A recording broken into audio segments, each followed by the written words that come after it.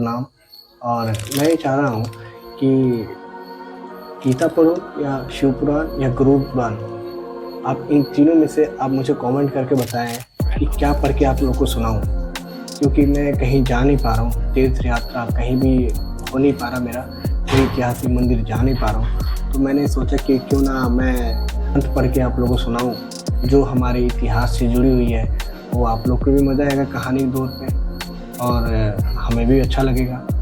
तो चलते हैं, 10 मिनट आप मुझे टाइम दो। साधारण विनय प्रश्न करने पर सूत जी ने उन्हें शिव पुराण की उत्कृष्ट महिमा सुनाई।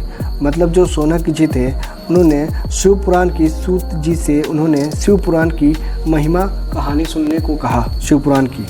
तो श्री सोनक जी ने पूछा, महाज्ञानी सूत जी, आप संपूर्ण सिद्धांतों के ज्ञाता हैं। प्रभु, मुझे पुराणों की कथाओं का साकार विश्व रूप से वर्णन कीजिए।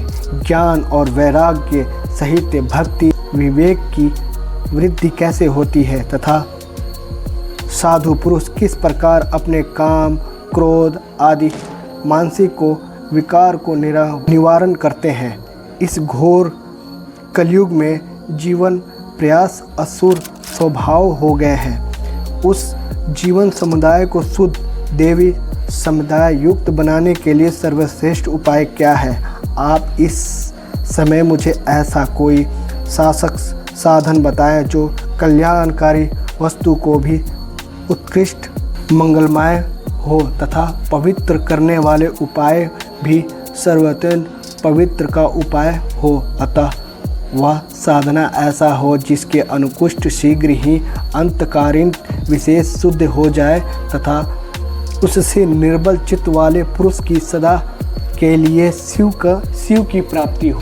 यहाँ श्री सोनक जी ने पूछा था कि सूत जी, आप मुझे संपूर्ण सिद्धों को ज्ञात की प्रभु विशेष वर्णन कीजिए और ज्ञान और वैराग्य भक्ति प्राप्त होने वाली विवेक वृद्धि कैसे है तथा साधु पुरुष किस प्रकार से अपना काम, क्रोध, मानसिक विकरणों को निवास करते हैं। इस घोर कलयुग का जीवन स्वभाव को हो गए हैं। मतलब इस घोर कलयुग में जीवन असुर जैसा स्वभाव हो गए हैं उनके जीवन समुदाय शुद्ध देव संपत्ति से युग बनाने के लिए सर्वश्रेष्ठ उपाय क्या है? आप इसमें मुझे समझाएं।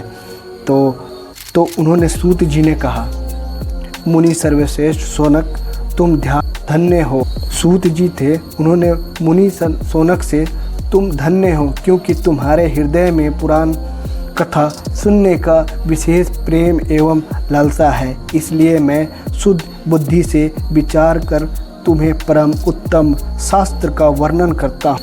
वस्तुतः वह संपूर्ण शस्त्रों के सिद्धि संपन्न भक्ति आदि बढ़ाने वाला तथा भगवान शिव को तुम उसे सर्वे शरण करो, तुम वह परम उत्तम शास्त्र है। शिव पुराण जिस पूर्ण काल में भगवान शिव ने प्रवचन किया था, यह काल रूपी सर्वे प्राप्त होने वाली महान शस्त्र विनाश करने वाला उत्तम साधन है। गुरुदेव व्यास ने सनक कुमार से मुनि का उपदेश पाकर बड़े आदर संक्षेप में ही इनका पुराण का प्रतिपादन किया।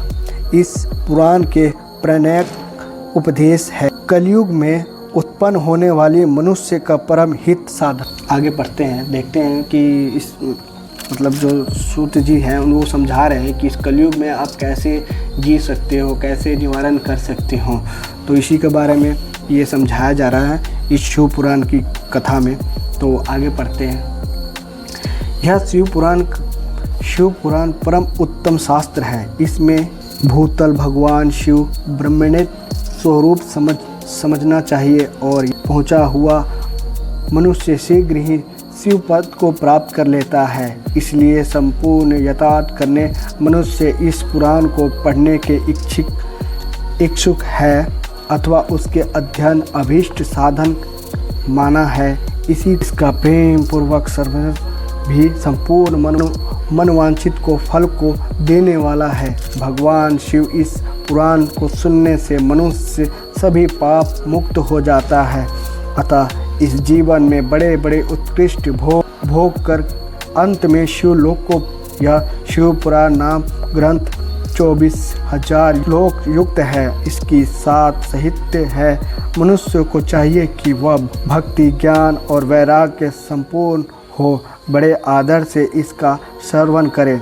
7 साहित्य से युक्त यह दिव्य शिव पुराण की परम ब्रह्म परमात्मा समान विराजमान है और सबसे उत्कृष्ट गति को प्राप्त करने वाला है। जो निरंतर अंधाधुंध पूर्व इस शिव पुराण वांचता है अथवा नित्य प्रेम पूर्वक इसका पाठ मात्र करता है, वह पुण्य आत्मा है, इसमें संयुक्त नहीं है।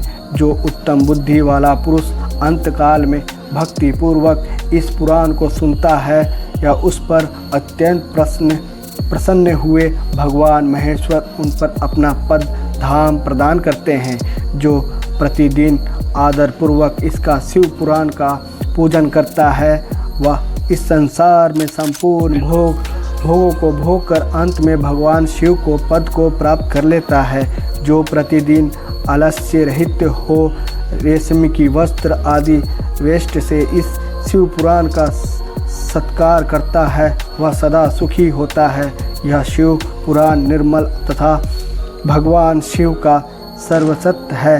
लोक और परलोक में भी सुख चाहता हो, उसे आदर के साथ प्रत्येक पूर्वक इसका सेवा करना चाहिए। यह निर्मल एवं उत्तम शिव पुराण धर्म, अधर्म, काम और मोक्ष चार पुरुषार्थ को देने वाला है। अतः सदा प्रेम पूर्वक इसका श्रवण एवं विशेष पाठ करना चाहिए। दोस्तों, मैंने तो समझा इसमें, पर मैं थोड़ा बहुत आपको समझाने का प्रयास करता हूँ।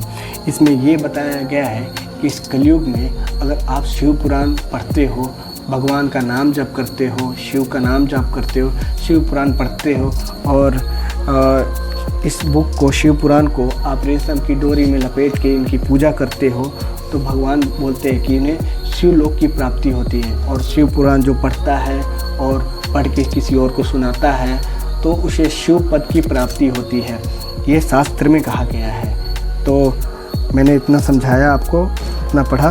तो अगला पृष्ठ जो है शिव पुराण के बारे में मैं आपको कल पढ़ के सुनाऊंगा। आज मेरा पहला चैप्टर था, तो मैंने आपको पहला चैप्टर सुनाया।